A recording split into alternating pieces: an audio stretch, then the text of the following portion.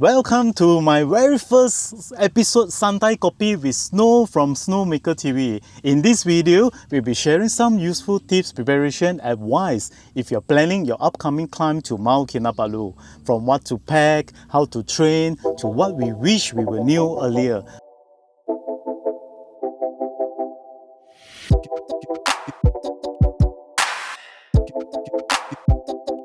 We hope this video helps you get mentally and also physically ready for the adventures of a lifetime.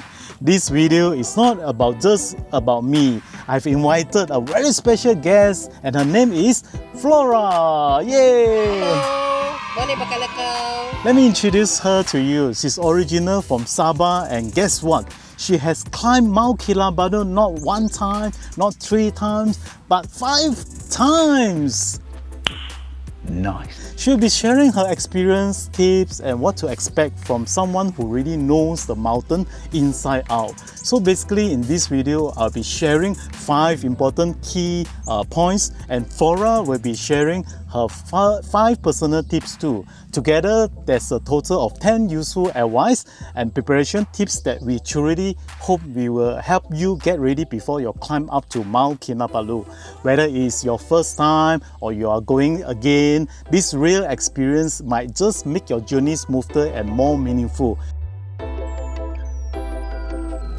Alright, my very first advice and tips definitely is this item, waterproof spray. This is highly recommended waterproof spray that you can easily get online. I bought mine from Shopee, and big shout out to my godbrother for recommending this to me.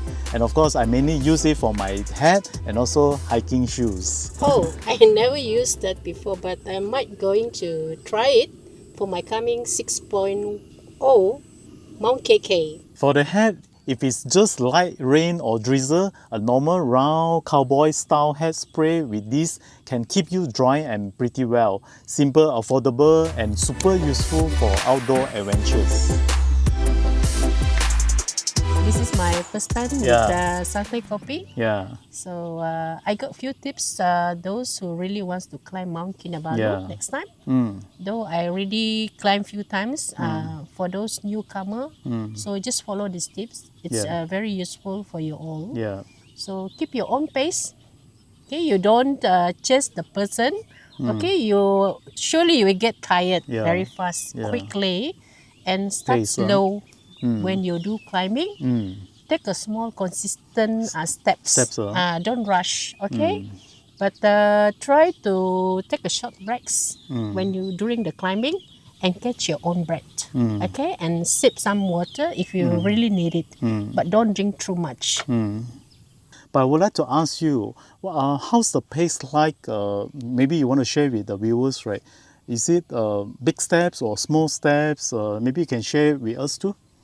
Yes, for those newcomer, I mean those first time climbing, it's they might get shocks like it's totally different from what you saw from the video, those sharing on the YouTube. I mean it's quite very high actually, but with the staircase, the higher staircase, and it's very rocky and slippery. So those new climbers, just be careful on that part. So you have to study on the roads actually.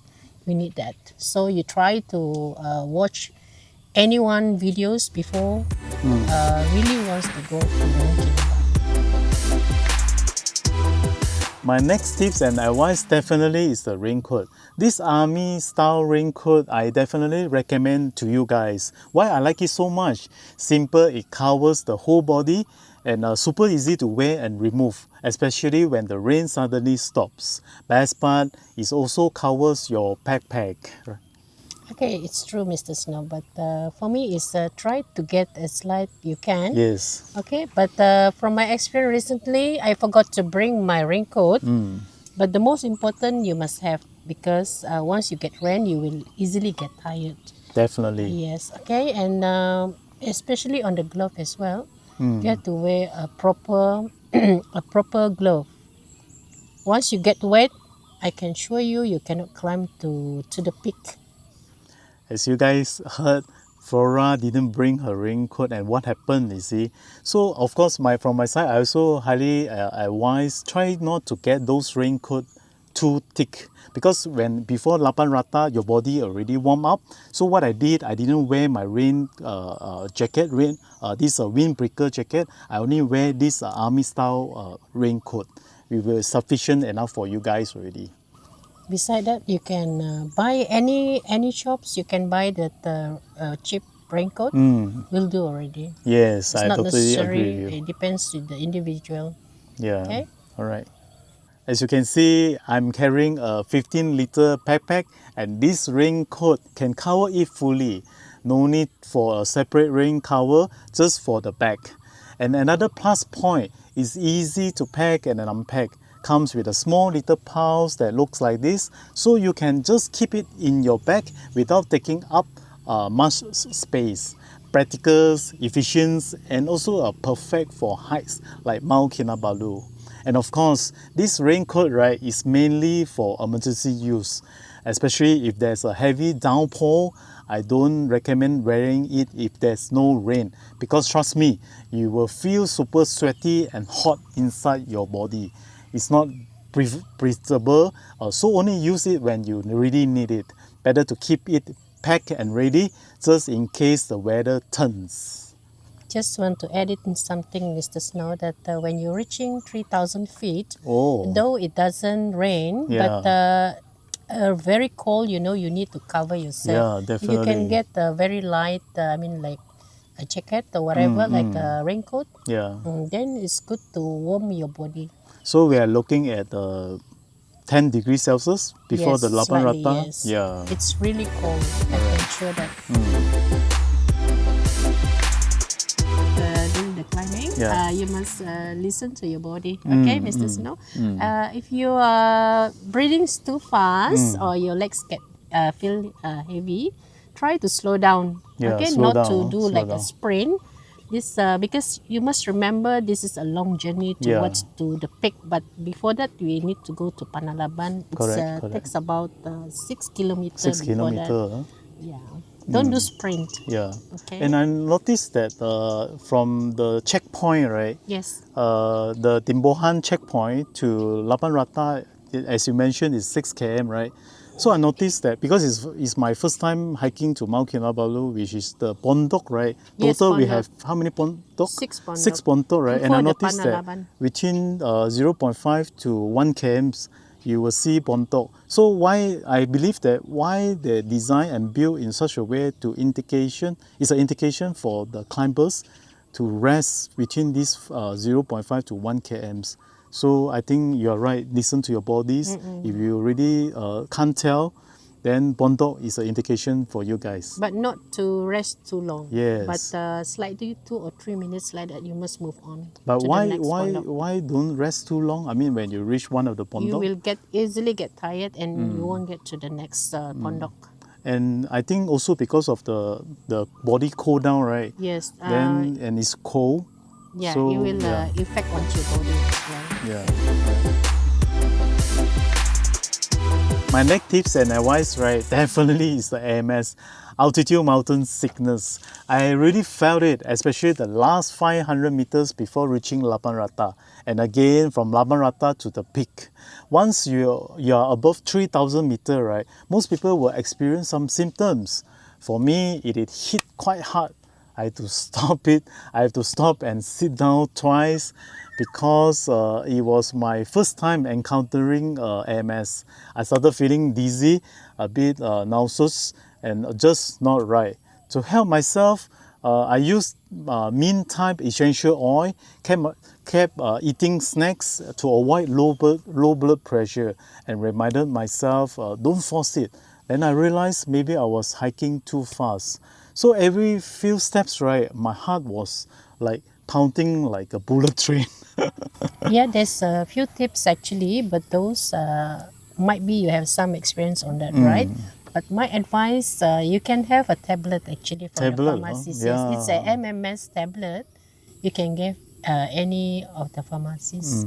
Just get ready at least 2 or 3 tablets per day But before you're climbing. but I would like to ask you, Flora, tablet, right? Is it like need to take like 2 days before or A the day before. a day before lah, yes. so that the tablet will kicks into Yes, the it will body lah. prevent your body to go to the peak. This is but never have that experience before. But for those having this MMS, my advice to get tablets. Tablets lah. Yes, tablets you can get any pharmacies. All right. So I also would like to share with you, Flora, right? I also come up with this strategy also for you guys who are watching this video. So what are the strategies? I slow down my breathing, breathe through both nose and mouth, and of course to focus the rhythm.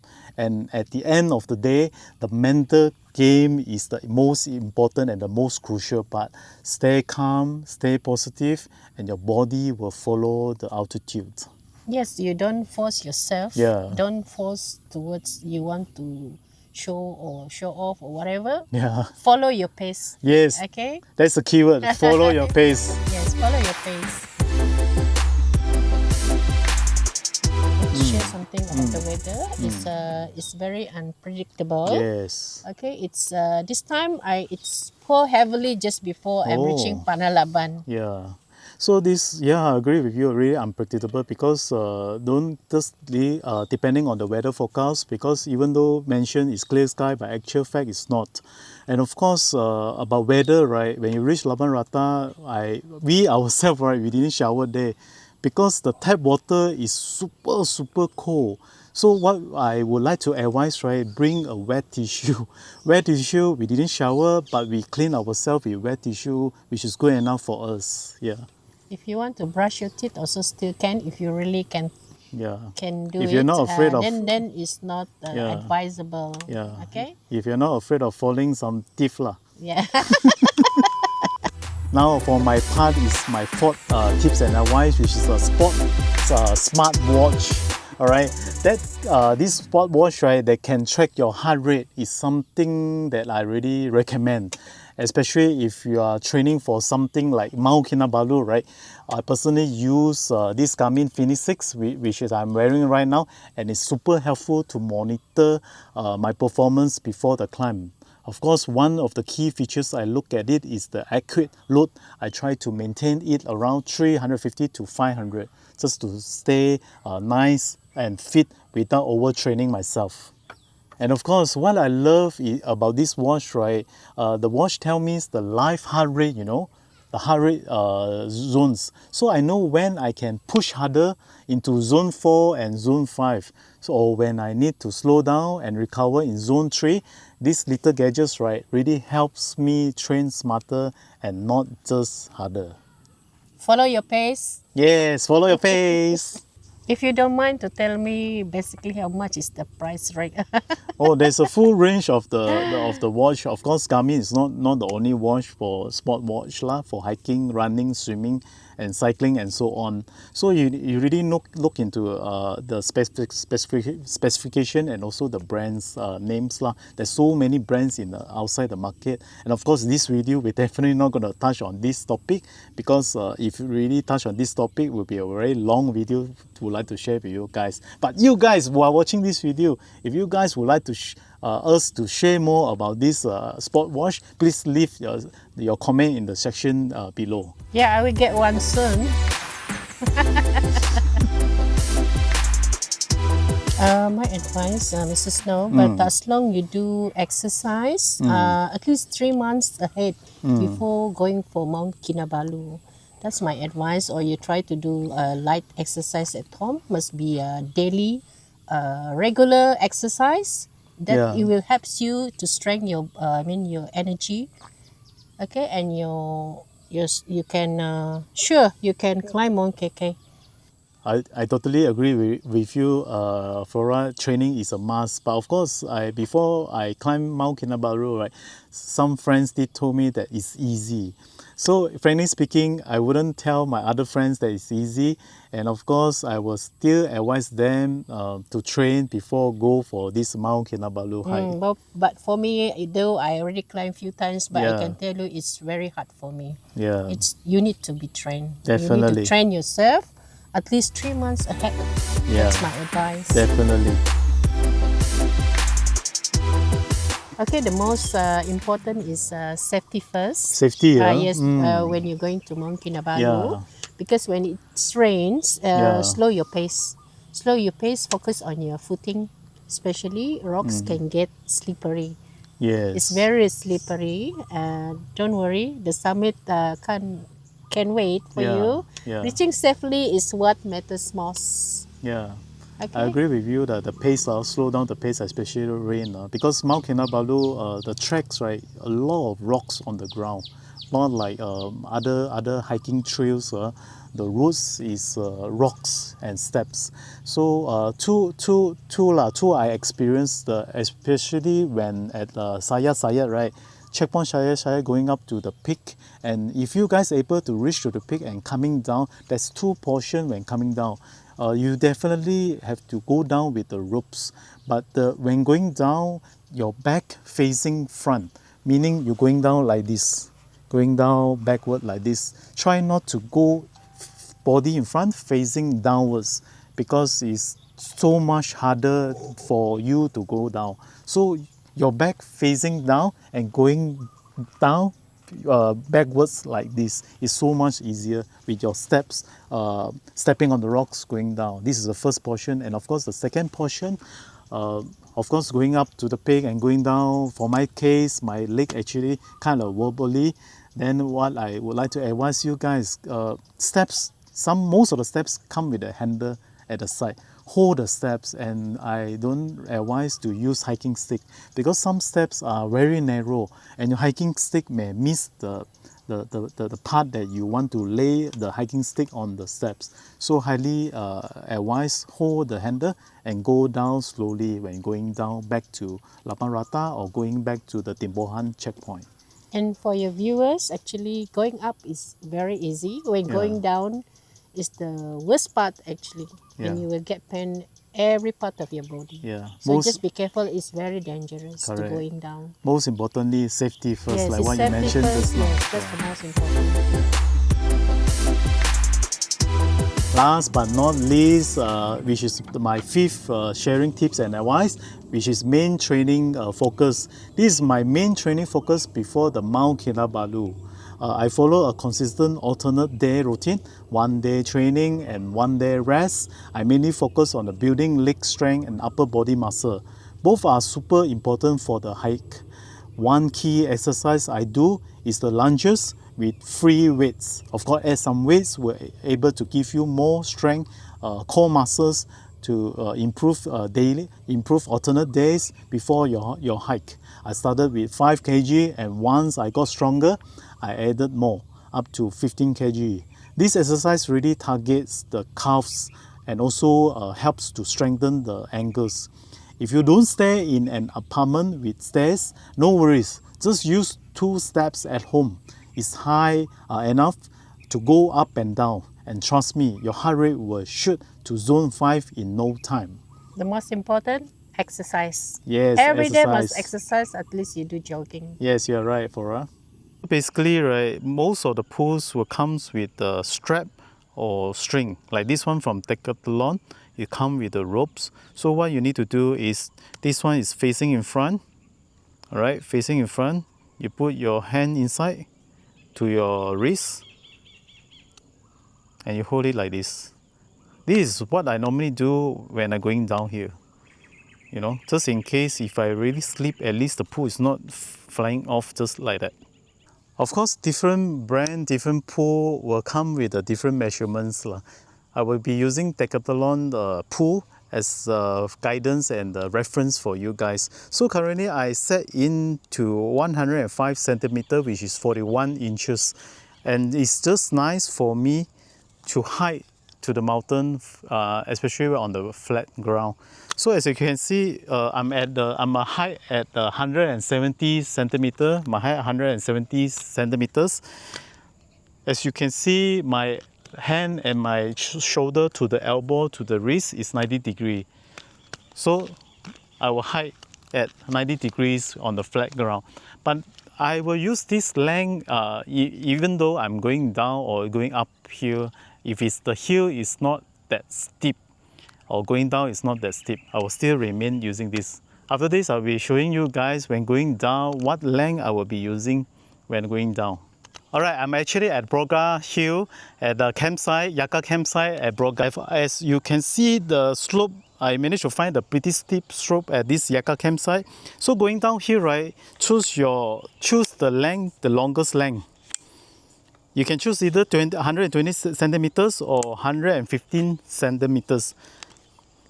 And hold the straps.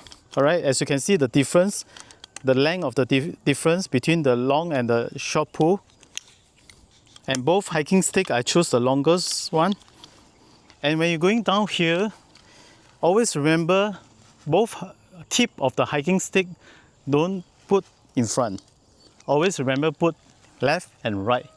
As you can go as far left and as far right, but of course to look at the situation, make sure there's the space for you to hold your hiking stick when you're going down.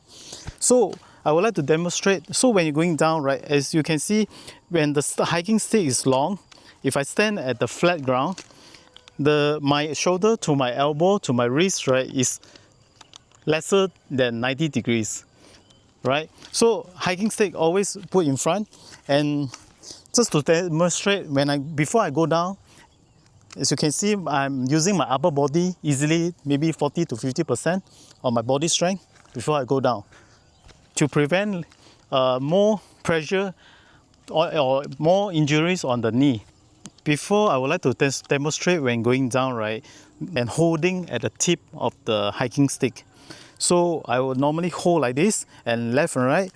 As you can see, it's not so much using on my finger, but using more on my palm, which is this area, right? Normally what I do when I'm going down the steep hills like this, I will go left, right. So just coincidence, this one of the hiking stick not too stable, at least one is on the left, standing by here, to prevent I trip down.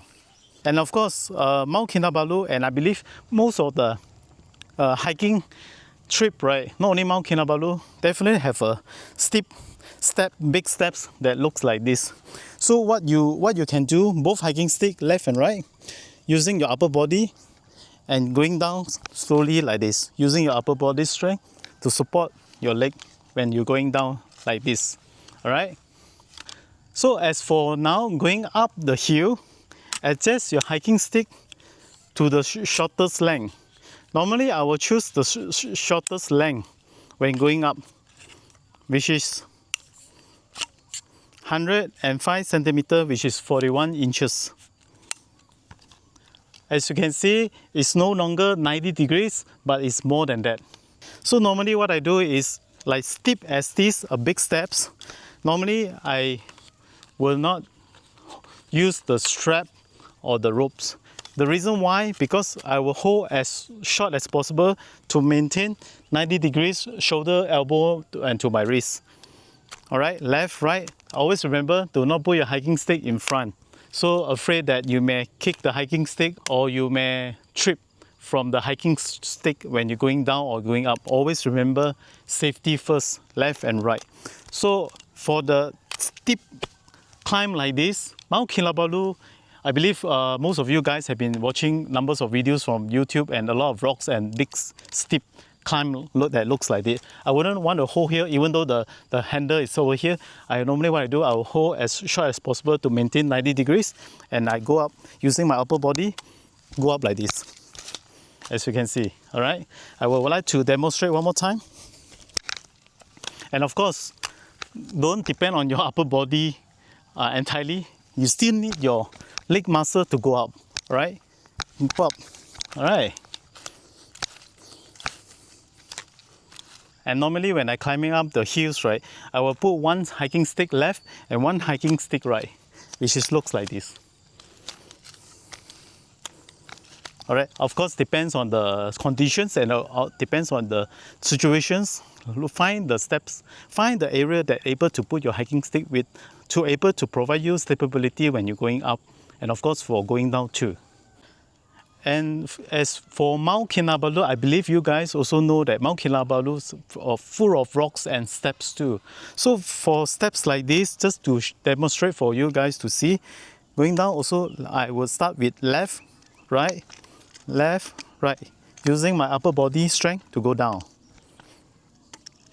But of course, when going down here, Mount Kinabalu, I don't recommend fully use your hiking stick because most steps, right, they actually build a handle bar on the left or on the left, depends where is the area that the steps going down or going up.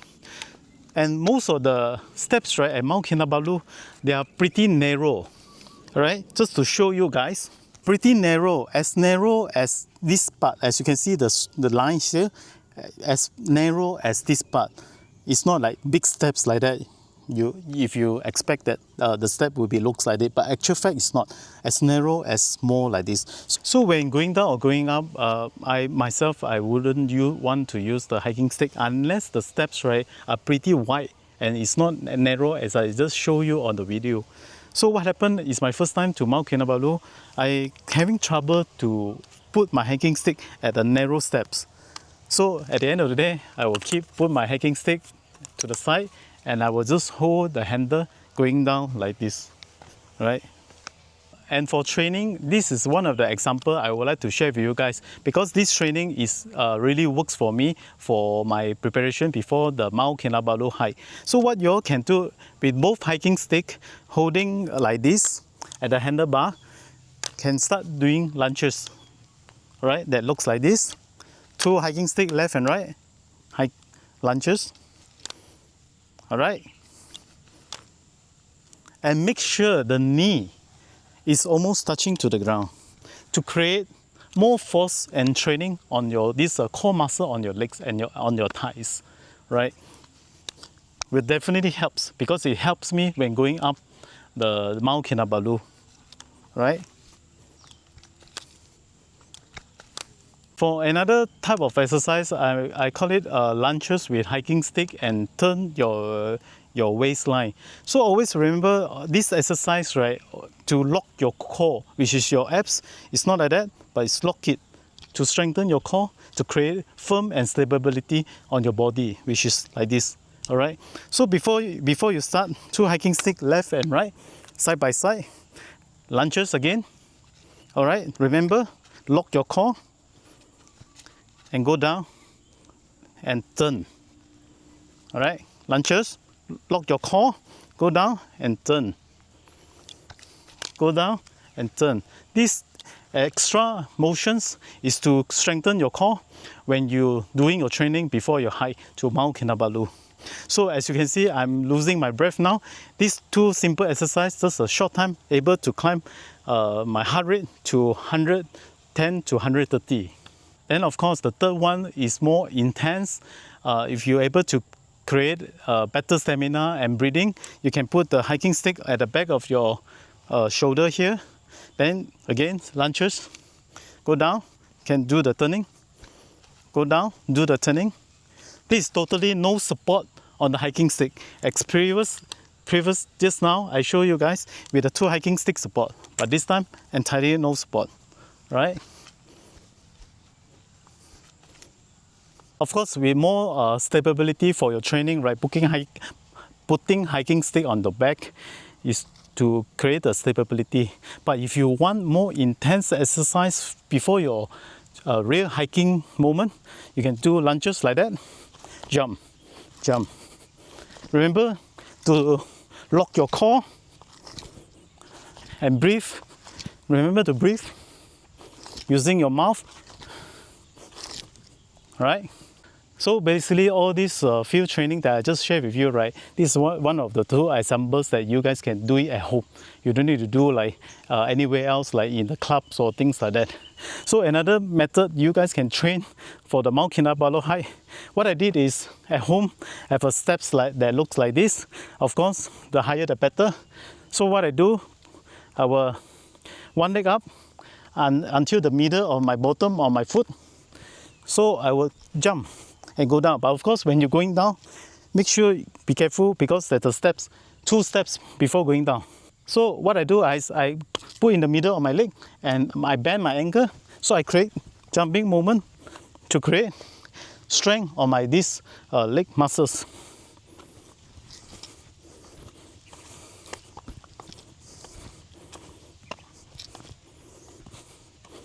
As you can see, when I jump, I bend back my ankle and I jump up, bend back my ankle.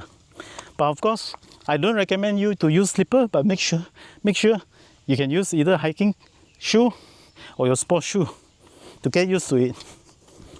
So this exercise basically helps me a lot for the hiking moment. For beginners, if you all haven't tried this type of exercise, you can start with slow first. So as you can see, after more than 10 times doing this exercise, my heart rate easily climb up to 150 to 160 heart rate. Alright, lastly, this is one of the common exercise and I still feel that this exercise is so useful before the hike, which is squat. So you squat, always remember, lock your core and squat. And remember, the knee is not after your toe, which is here, right? Not like this, but to strengthen your core and bend down with the butt stick out, all right? Which looks like this, and up, down, up, down, up, down. As you can see, the knee is behind the toe, all right? Another one is jumping jack. Down and jump, down and jump, down and jump, down and jump. So this exercise, it really helps me before the preparation to the Mount Kinabalu hike. Finally, that's about it. Our 10 tips and advice for you guys. And of course, these 10 tips and advice were hopefully that able to give you guys some hint and some guidance, able to help you guys before your real actual Mount Kinabalu hike for you guys. And of course, I really appreciate and thank you, our very first guest for my Santai Kopi in SnowMakerTV. Flora, thank you for your time, and I really appreciate that your time to share with you guys too about her 5 tips and advice for you guys before your trip to Mount Kinabalu. So basically, what is Santai Kopi? Santai Kopi is all about interview some guests who are enthusiasts in outdoor adventures such as hiking, travels, and also camping that they would like to share with you guys too. So if you guys love this type of content, Santai Kopi from SnowMakerTV, please leave the comment in the section below, and of course please share and like and with your friends and family, and you definitely help this channel a little. And of course, once again, thank you for I would like to say something. Thank you so much for your channel, for inviting me. For those snowmaker followers, I'm going to climb Kinabalu again on January, February. I would like to welcome all your followers to join me. Those interested, just call SnowMaker. Thank you again. Alright, stay tuned for our next episode 2 Santai Kopi from SnowMakerTV. Cheers and stay tuned. Follow, subscribe.